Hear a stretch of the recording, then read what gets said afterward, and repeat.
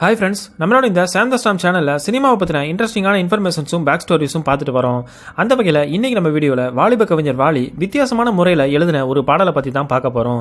அதாவது இத்தனை வருஷம் தமிழ் சினிமா வரலாற்றில் இந்த மாதிரியான ஒரு பேட்டர்னில் வந்த ஒரே ஒரு தமிழ் பாடல் அப்படின்னா அது இந்த பாடல் தான். கண்டிப்பாக இந்த வீடியோ இன்ட்ரெஸ்டிங்காக இருக்கும். ஸோ வீடியோவை முழுசாக ஸ்கிப் பண்ணாமல் பாருங்கள். வீடியோக்குள்ளே போகிறதுக்கு முன்னாடி நீங்கள் என்னோட சேனலுக்கு ஃபஸ்ட் டைம் வரீங்க, நீங்கள் சினிமா ஃபேனாக இருக்கீங்க அப்படின்னா என்னோட சேனலை சப்ஸ்கிரைப் பண்ணி சப்போர்ட் பண்ணுங்கள். இப்போ வாங்க வீடியோக்குள்ளே போகலாம். தமிழ் சினிமாவில் இயக்குனர் திலகம் அப்படின்னு அழைக்கப்பட்டவர் தான் KS கோபாலகிருஷ்ணன் அவர்கள். 1962 வருஷம் வெளிவந்த சாரதா அப்படிங்கிற படத்தின் மூலியமாக தான் இவர் இயக்குனராக அறிமுகமாகிறாரு. அதைத் தொடர்ந்து தெய்வத்தின் தெய்வம் அப்படிங்கிற படத்தை இயக்குனார்.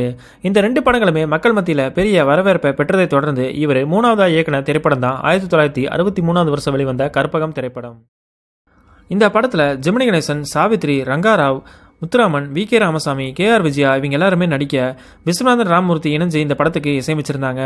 இந்த படத்தில் வந்த எல்லா பாடல்களையுமே வாலி எழுத P. சுசீலா தான் எல்லா பாடல்களையுமே பாடியிருந்தாங்க. இந்த பாடல்கள் வெளியாகி வாலிக்கு ஒரு மிகப்பெரிய புகழை சேர்த்துச்சு அப்படின்னு சொல்லலாம். இந்த படத்தின் மூலியமாக தான் வாலி தமிழ் சினிமாவிலேயே கவனிக்கப்படக்கூடிய ஒரு கவிஞராக உருவெடுத்தார் அப்படின்னு சொல்லலாம். இந்த படத்தில் வந்த எல்லா பாடல்களையுமே எழுதின வாலி ஒவ்வொரு பாடல்களுக்கு இடையிலுமே பெரிய வித்தியாசத்தை காட்டியிருந்தார். அந்த வகையில் தான் இந்த படத்தில் வந்த ஒரு பாடலான 1000 இரவுகள் வருவதுண்டு ஆனால் இதுதான் முதலிரவு அப்படிங்கிற பாடலையும் எழுதியிருந்தார். என்னடாவ வியூஸுக்காக டபுள் மீனிங் பாட்டை பற்றின டாப்பிக்கெல்லாம் போடுறானே அப்படின்னு யோசிக்காதீங்க. இது இந்த காலத்தில் வரக்கூடிய மூஞ்சி சுளிக்கக்கூடிய வகையில் இருக்கிற டபுள் மீனிங் பாடல் கிடையாதுங்க. 1963 வாலி வித்தியாசமான முறையில் எழுதின ஒரு பாடல் தான் இது. இந்த பாட்டில் கவிஞர் வாலி தன்னோட புத்திசாலித்தனத்தை பயன்படுத்தி ரசிகர்களுக்கு பரிச்சை வைக்கக்கூடிய வகையில் தான் இந்த பாடல் வரிகளையே அமைச்சிருந்தார்.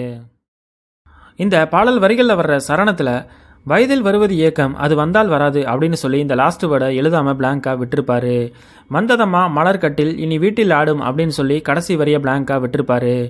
வருவார் வருவார் பக்கம், அவர் பக்கம் வந்தால் வறுமை வறுமை அப்படின்னு சொல்லி இந்த கடைசி வேர்டை எழுதாமல் பிளாங்காக விட்டுருப்பாரு.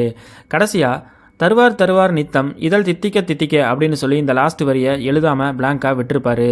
இன்னும் சிம்பிளாக சொல்லணும் அப்படின்னா, நம்ம இந்த ஸ்கூலில் சின்ன வயசில் ஃபில் இன் த பிளாங்க்ஸ், அதாவது கோடிட்டேரியத்தை நிரப்புக அப்படின்னு டெஸ்ட்டெல்லாம் எழுதுவோம் பார்த்தீங்களா, அந்த பேட்டர்னில் தான் இந்த பாடல் வரிகளை எழுதிட்டு இதை ரசிகர்கள் கண்டுபிடிக்கணும் அப்படிங்கிற மாதிரியான அந்த வார்த்தைகளை விட்டுருப்பாரு. வாலி எழுதின இந்த பாடலில் வந்த மிஸ்ஸான வேர்டு என்ன அப்படிங்கிறது பெரும்பாலும் இந்த காலத்தில் எல்லாருக்குமே தெரிஞ்சிருக்குங்க. யாராவது இந்த வார்த்தைகள் தெரிஞ்சால் அதை கமெண்ட்டில் போடுங்க. ஒருவேளை யாராவது தெரியாதவங்க இருந்தால் அவங்களும் தெரிஞ்சுக்கட்டும்.